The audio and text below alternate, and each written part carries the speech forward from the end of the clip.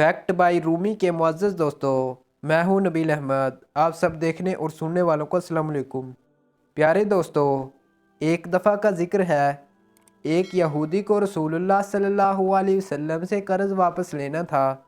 एक दिन आप रास्ते में जा रहे थे कि वह यहूदी आपके पास आया और कहा कि जब तक आप मेरा कर्ज़ वापस नहीं करेंगे मैं आपको जाने नहीं दूंगा।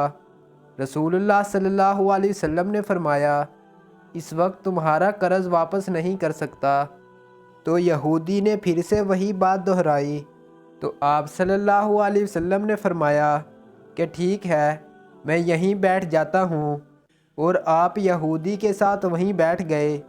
जैसे जैसे वक्त गुज़रता गया सहाबा कराम वहाँ जमा होते गए।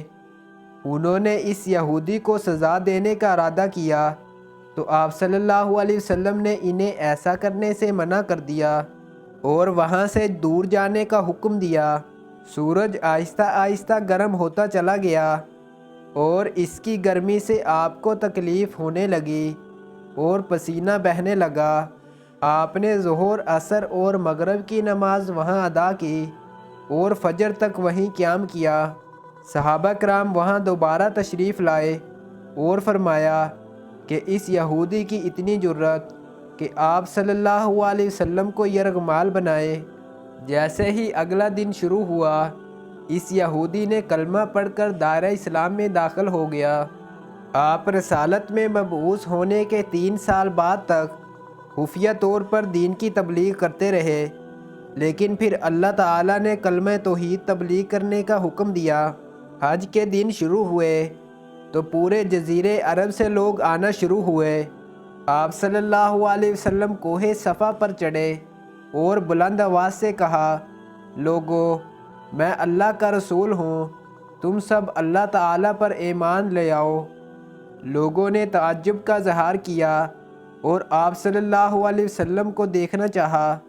फिर आपने सफ़े मरवा पर खड़े होकर यही फरमाया। ये सब सुनकर अबू जहल को बहुत गुस्सा आया। इसने एक पत्थर उठाकर आपकी पेशानी पर मारा जिससे आपकी पेशानी से खून बहने लगा। इसके बाद तमाम मुशरिकीन आप सल्लल्लाहु अलैहि वसल्लम को पत्थर मारने लगे। आप सल्लल्लाहु अलैहि वसल्लम कोहे अबू कपीस पर चढ़ गए और वहां जाकर छुप गए। इसी वक्त एक शख्स ने हज़रत अली को इतला दी कि हजूर अक़दस सल्लल्लाहु अलैहि वसल्लम को शहीद कर दिया गया है। ये सुनकर हज़रत अली को बहुत अफसोस हुआ और वो हज़रत खदीजा के पास आए और इनसे कहा कि मुशरिकीन ने आपका ये हाल कर दिया है, आप मेरे साथ चलें और आप पहाड़ पर नज़र रखें और मैं पहाड़ के दामन पर। इसी वक्त हज़रत जिब्रील अलैहिस्सलाम आप सल्लल्लाहु अलैहि वसल्लम पर वही लेकर आए। इनके पीछे मलाइका की सफ़ें थीं। उन्होंने आप सल्लल्लाहु अलैहि वसल्लम से फरमाया, अगर आप चाहें तो हम इस कौम को तबाह कर दें। लेकिन आप सल्लल्लाहु अलैहि वसल्लम ने फरमाया, मैं नबी और रहमत बनाकर भेजा गया हूँ।